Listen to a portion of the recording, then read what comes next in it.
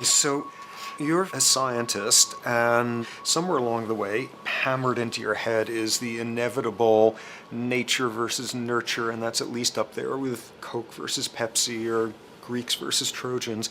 So nature versus nurture, this by now utterly oversimplifying view of where influences on how a cell deals with an energy crisis, up to what makes us who we are on the most individualistic levels of personality.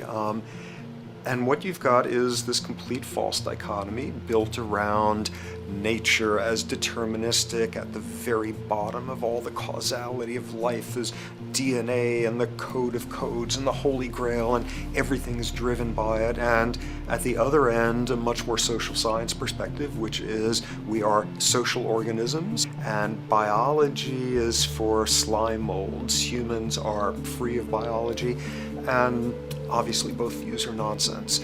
What you see instead is it is virtually impossible to understand how biology works outside the context of environment. One of the most crazy-making yet widespread and potentially dangerous notions is, oh, that behavior is genetic. Now, what does that mean? It means all sorts of subtle stuff if you sort of know modern biology, but for most people out there, what it winds up meaning is a deterministic view of life, one rooted in biology and genetics. Genes equal things that can't be changed. Genes equal things that are inevitable and that you might as well not waste resources trying to fix, might as well not put societal energies into trying to improve because it's inevitable, it's unchangeable. And that is sheer nonsense.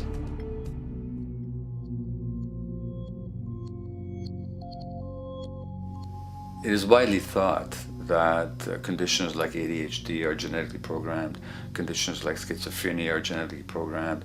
The truth is the opposite. Nothing is genetically programmed. They're very rare diseases. I mean, a small handful, extremely sparsely represented in the population, that are truly genetically determined. Most complex conditions might have a predisposition that is a genetic component, but a predisposition is not the same as a predetermination. The whole search for the source of diseases in the genome was doomed to failure before anybody even thought of it, because most diseases are not genetically predetermined. Heart disease, cancer, strokes, rheumatoid conditions, autoimmune conditions in general, mental health conditions, addictions, these are none of them genetically determined. Breast cancer, for example, out of 100 women with breast cancer, only 7 will carry the breast cancer genes. 93 do not. And out of 100 women who do have the genes, not all of them will get cancer.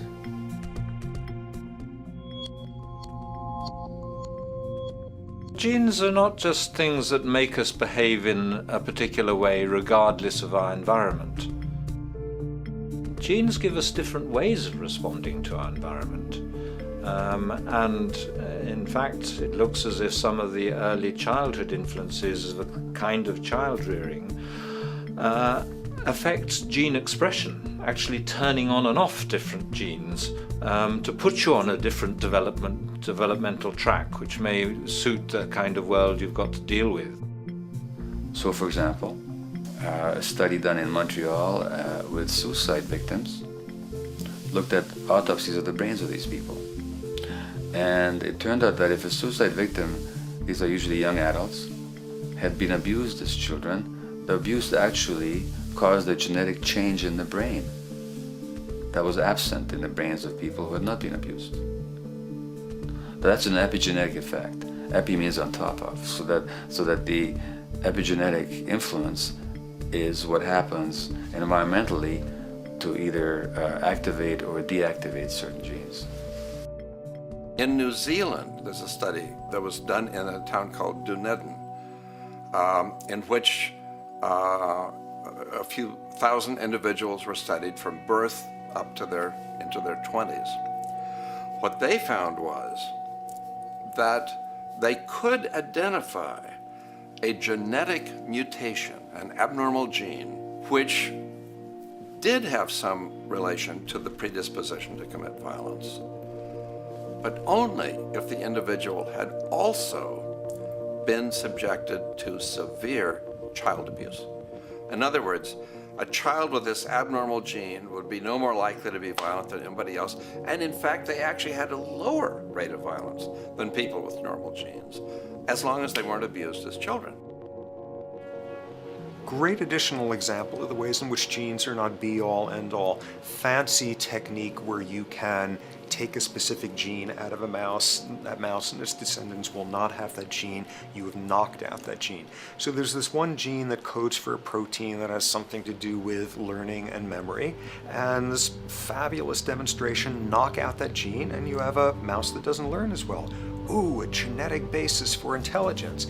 What was much less appreciated in that landmark study that got picked up by the media left and right is take those genetically impaired mice and raise them in a much more enriched, stimulating environment than your normal mice in a lab cage, and they completely overcame that deficit. So when one says in a contemporary sense that, oh, this behavior is genetic, to the extent that that's even a valid sort of phrase to use, what you're saying is there is a genetic contribution to how this organism responds to environment. Genes may influence the readiness with which an organism will deal with a certain environmental challenge. You know, that's not the version most people have in their minds.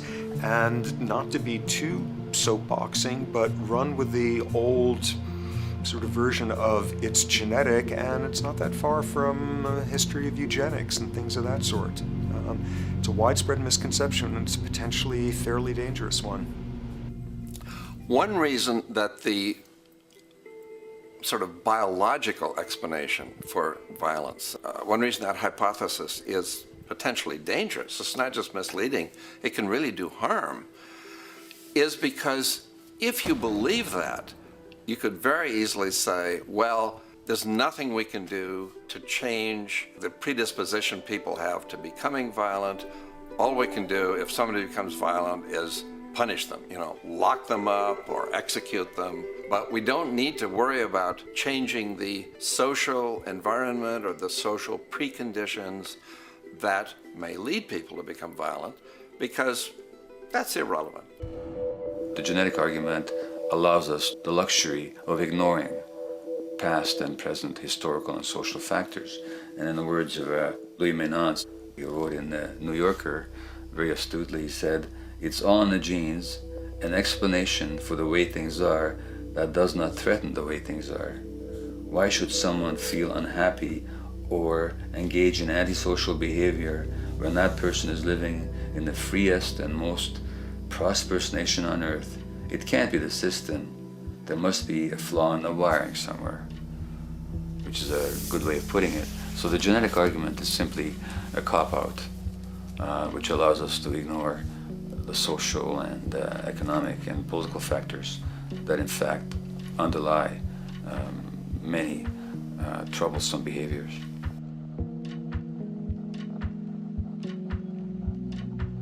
Addictions are usually considered to be a drug-related issue, but looking at it more broadly, I define addiction as any behavior that is associated with craving, with temporary relief, and with long-term negative consequences, along with an impairment of control over it, so that the person wishes to give it up or promises to do so, but can't follow through. And when you understand that, then you can see that there are many more addictions than simply those related to drugs. So there's workaholism, there's addiction to shopping, to the internet, to video games. There's the addiction to power. People have power, but they want more and more and more. Nothing is ever enough for them. Acquisition, corporations that must own more and more. The addiction to oil, or at least to the wealth and to the products made accessible to us by oil. Look at the negative consequences on the environment. We're destroying the very earth that we inhabit for the sake of that addiction. Now, these addictions are far more devastating in their social consequences than the cocaine or heroin habits of my downtown East Side patients. Yet they're rewarded and considered to be respectable. The tobacco company executive that shows a higher profit will get a much bigger reward. He doesn't face any negative consequences legally or otherwise. In fact, he's a respected member of the board of several other corporations. But tobacco smoke-related diseases kill 5.5 million people around the world every year. In the United States, they kill 400,000 people a year. And these people are addicted to what? To profit. To such a degree are they addicted that they're actually in denial about the impact of their activities, which is typical for addicts, is denial. And that's a respectable one. It's respectable to be addicted to profit no matter what the cost. So what is acceptable and what is respectable is a highly arbitrary phenomenon in our society. And it seems like the greater the harm, the more respectable the addiction.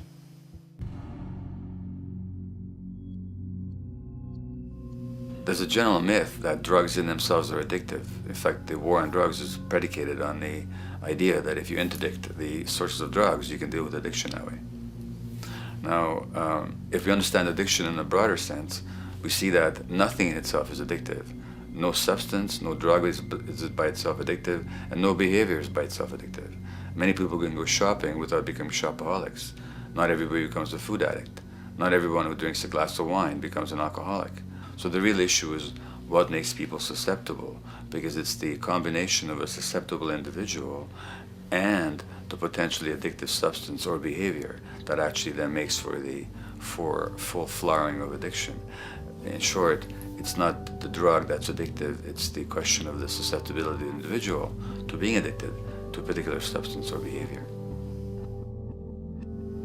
If we wish to understand what then makes some people susceptible, we actually have to look at their life experience.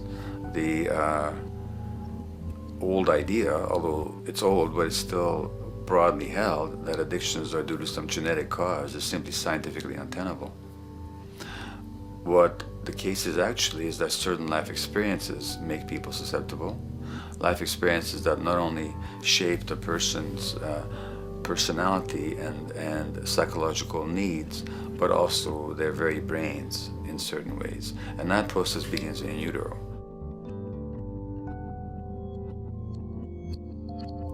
It's been shown, for example, that if you stress mothers during pregnancy, their children are more likely to have traits that predispose them to addictions.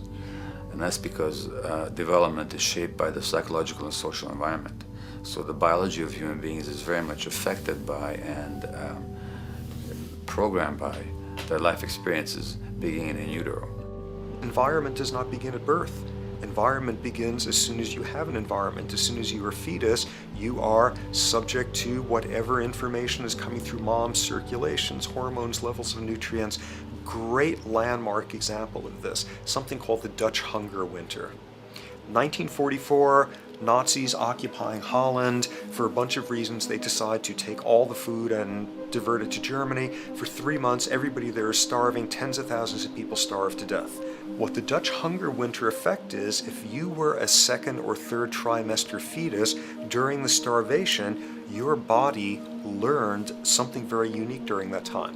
As it turns out, second, third trimester, something that your body is going about trying to learn about the environment is, well, how menacing of a place is it out there? How plentiful? How much nutrients am I getting by way of mom's circulation? Be a fetus who is starving during that time, and your body programs forever after to be really, really, really stingy with your sugar and fat, and what you do is you store every bit of it. Be a Dutch hunger winter fetus, and half a century later, everything else being equal, you are more likely to have high blood pressure, obesity, or metabolic syndrome. That is environment coming in a very unexpected place. You can stress animals in a laboratory when they're pregnant, and their offspring will be more likely to use cocaine and alcohol as adults. You can stress human mothers. For example, in a British study, women who are abused in pregnancy will have higher levels of the stress hormone cortisol in their placenta at birth, and their children are more likely to have conditions that predispose them to addictions by age 7 or 8. So in utero stress already prepares the ground for all kinds of mental health issues. Israeli study done prior on children born to mothers who were pregnant prior to the onset of the 1967 war. These women, of course, are very stressed, and their offspring have a higher incidence of schizophrenia than the average cohort. So there's plenty of evidence now that prenatal effects have a huge impact on the developing human being.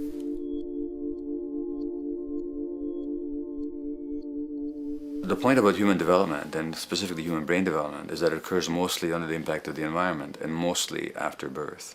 Now, if you compare us to a horse, which can run on the first day of life, we see that we are very undeveloped. We can't muster that much neurological coordination, balance, muscle strength, visual acuity until a year and a half, 2 years. And that's because the brain development that in the horse happens in the safety of the womb, in a human being has to happen after birth. And that has to do with simple evolutionary logic. As the head gets larger, which is what makes us into human beings, the burgeoning of the forebrain is what creates the human species, actually. At the same time, we walk on two legs, so our pelvis narrows to accommodate that. So now we have a narrower pelvis, a larger head. Bingo, we have to be born prematurely. And that means that the brain development that in other animals occurs in utero, in us, occurs after birth. And much of that under the impact of the environment. And the concept of neural Darwinism simply means that the circuits that get the appropriate input from the environment will develop optimally, and the ones that don't will either not develop optimally or perhaps not at all. If you take a child with perfectly good eyes at birth and you put him in a dark room for 5 years, he'll be blind thereafter for the rest of his life, because the circuits of vision require light waves for their development. And without that, even the rudimentary circuits present and active at birth will atrophy and die, and new ones will not develop.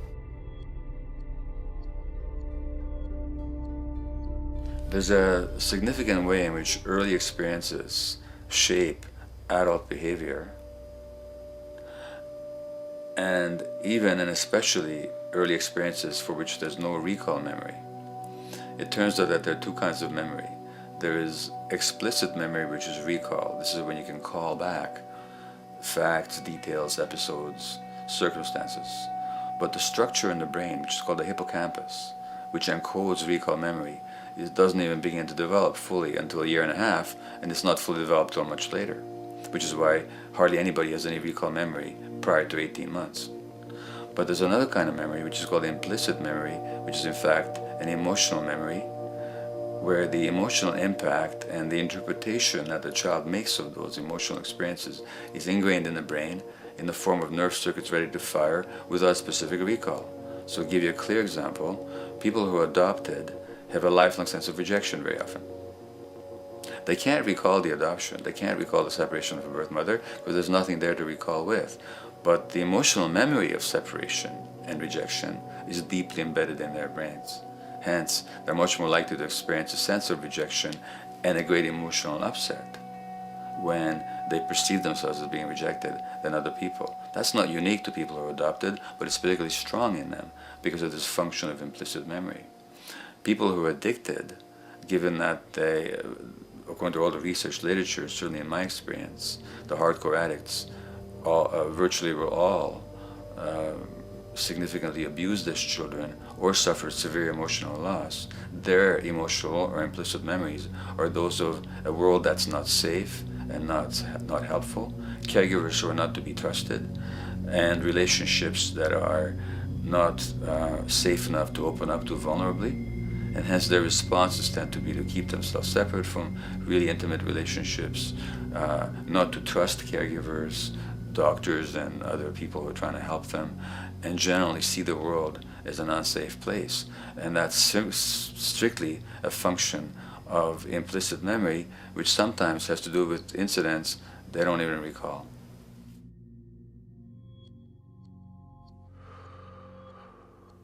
Infants who are born premature are often in incubators and various types of gadgetry and machinery for weeks and perhaps months.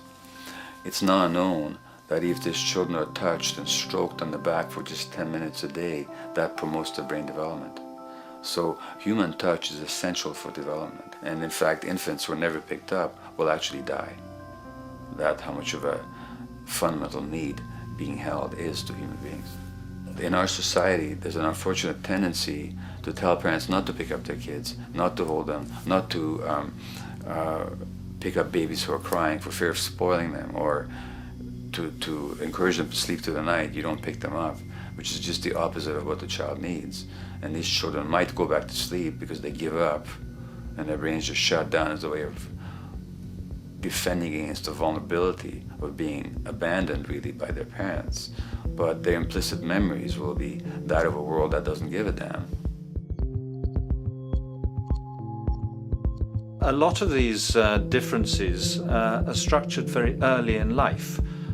In a way, if you like, the parental experience of adversity, how tough life is or how easy it is passed on to children, whether through maternal depression or parents being bad-tempered with their kids because they've had a hard day or just being too tired at the end of the day. And these have very powerful effects, programming children's development, which we know a lot about now. But that early sensitivity isn't just an evolutionary mistake. It exists again in many different species. Even seedlings, there's an early adaptive process to the kind of environment they're growing up in. But for humans, the adaptation is to the quality of social relations. And so early life, how nurturing or how much conflict, how much attention you get, is a taster of the kind of world you may be growing up in. Are you growing up in a world where you have to fight for what you can get, watch your back, fend for yourself, learn not to trust others? Or are you growing up in a society where you depend on reciprocity, mutuality, cooperation, where empathy is important, where your security depends on good relations with other people? And that needs a very different emotional and cognitive development. And that's what the early sensitivity is about. And parenting is almost, quite unconsciously, a system for passing on that experience to children of the kind of world they're in. The great British child psychiatrist D.W. Winnicott said that fundamentally two things can go wrong in childhood. One is when things happen that shouldn't happen, and then things that should happen but don't. And the first category is the traumatic and abusive and abandonment experiences of my downtown East Side patients and of many addicts. That's what shouldn't happen but did. But then there is the non-stressed, attuned, non-distracted attention of the parent that every child needs, that very often children don't get. They're not abused, they're not neglected, and they're not traumatized. But what should happen, the presence of the emotionally available, nurturing parent, just is not available to them because of the stresses in our society and the parenting environment. And the psychologist Alan Shore calls that proximal abandonment, when the parent is physically present but emotionally absent. I have spent roughly the last 40 years of my life working with the most violent people our society produces, murderers, rapists, and so on, in an attempt to understand what causes this violence. I discovered that the most violent of the criminals in our prisons had themselves been victims of a degree of child abuse that was beyond the scale of what I ever thought of applying the term child abuse to. I had no idea of the depth of the depravity with which children in our society are all too often treated. The most violent people I saw were themselves the survivors of their own attempted murder, often at the hands of their parents or other people in their social environment, or were the survivors of family members who'd been killed, their closest family members, by other people. The Buddha argued that everything depends on everything else.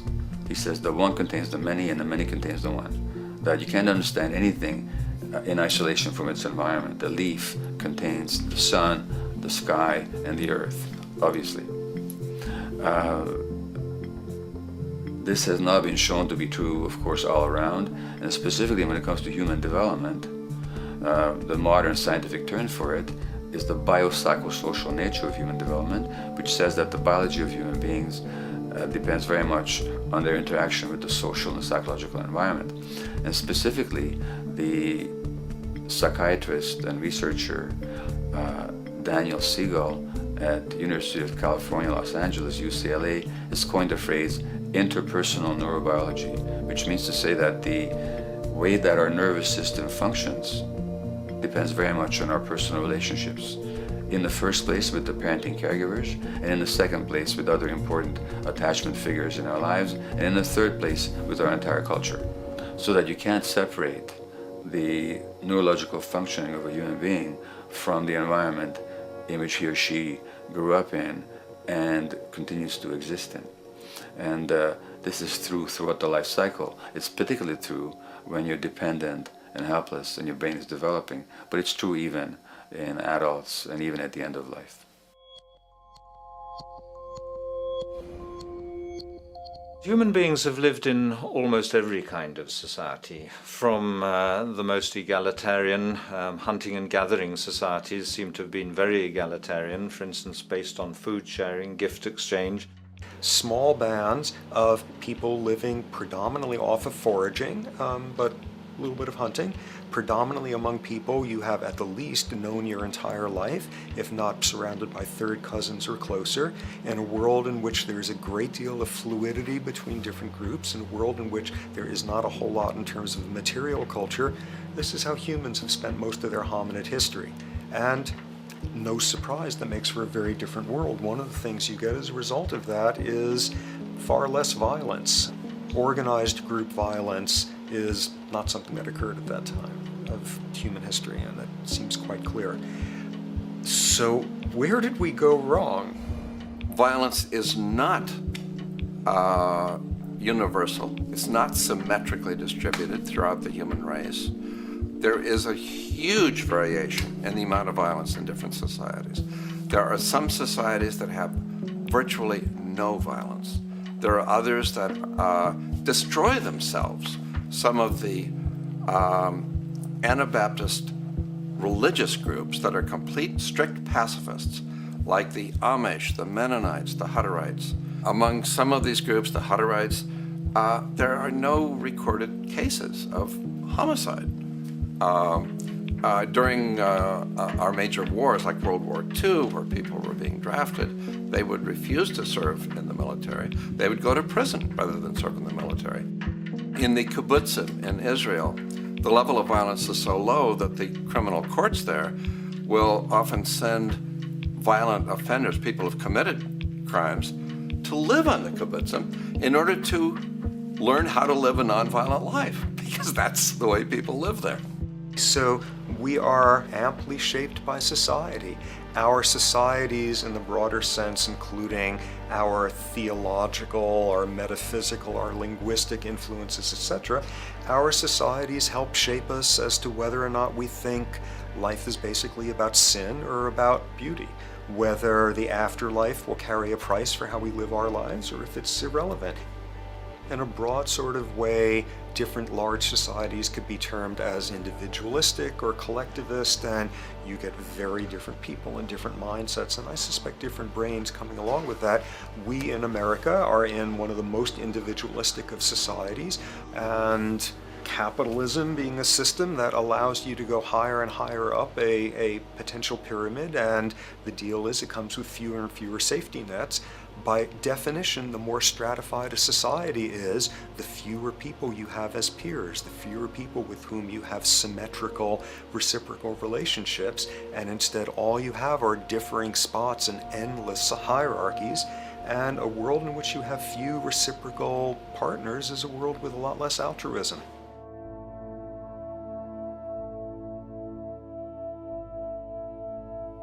Alright, so this brings us to a total impossible juncture, which is to try to make sense in perspective of science as to what the nature is of human nature. You know, on a certain level, the nature of our nature is not to be particularly constrained by our nature. We come up with more social variability than any species out there, more systems of belief, of styles of family structures, of ways of raising children. The capacity for variety that we have is extraordinary. In a society which is predicated on competition and really very often the ruthless exploitation of one human being by another, the profiteering of other people's problems, and very often the creation of problems for the purpose of profiteering.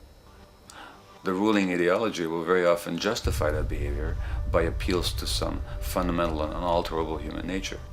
So the myth in our society is that people are competitive by nature, and that they're individualistic, and that they're selfish.